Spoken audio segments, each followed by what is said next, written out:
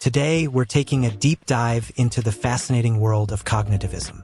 Whether you're a student, teacher, or just curious about how humans learn, this video will break down the core ideas, history, key theorists, and practical applications of cognitivism. So, grab a cuppa, get comfy, and let's get started. Cognitivism is a theory of learning that focuses on how our minds process information. Unlike behaviorism, which only cares about observable actions, cognitivism looks inside the black box of the mind. It's all about mental processes, like thinking, memory, problem-solving, and understanding. To understand cognitivism, let's take a quick stroll through history. In the early 20th century, behaviorism dominated psychology.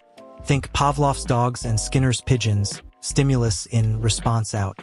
But by the 1950s and 60s, psychologists began to realize this approach missed something important. What happens inside the mind? The cognitive revolution was born. Psychologists started using the computer as a metaphor for the mind, comparing mental processes to software running on hardware. Cognitivism is built on several key concepts. First, information processing. Our brain receives, processes, stores, and retrieves information, much like a computer. Schemas are mental frameworks that help us organize and interpret information. Think of your schema for a birthday party, including cake, presents, and friends. Active learning means learners construct meaning by connecting new information to what they already know. Cognitivism distinguishes between types of memory, sensory, short-term, and long-term. Finally, metacognition is thinking about your own thinking, like having an inner coach guiding your learning process. Several major theorists have shaped cognitivism. Jean Piaget developed the theory of cognitive development, describing how children move through stages of thinking. Jerome Bruner introduced discovery learning and scaffolding, focusing on structure in learning. David Ausubel is known for meaningful learning and the use of advanced organizers to connect new and existing knowledge. George Miller's work on short-term memory, the magical number 7 plus or minus 2, remains foundational. Cognitivists believe learning is an internal process. It begins with encoding. Information comes in through our senses. Next, processing. Our brain organizes and interprets this information using schemas and mental strategies. Important information moves into long-term storage, ready to be retrieved.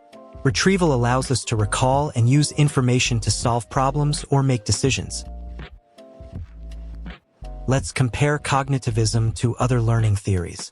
Behaviorism focuses on observable behavior, with the learner as passive. Learning is a change in behavior. Cognitivism focuses on mental processes and sees the learner as active. Learning is a change in mental structures. Constructivism builds on cognitivism, emphasizing learning as a social, contextual, and constructive process. How does cognitivism show up in real life? In education, teachers use techniques like advanced organizers, concept mapping, and scaffolding to connect new ideas to existing knowledge. Students benefit from study tips like chunking information, using mnemonics, and practicing retrieval. In the workplace, structured training programs break down complex tasks and offer reflection and feedback.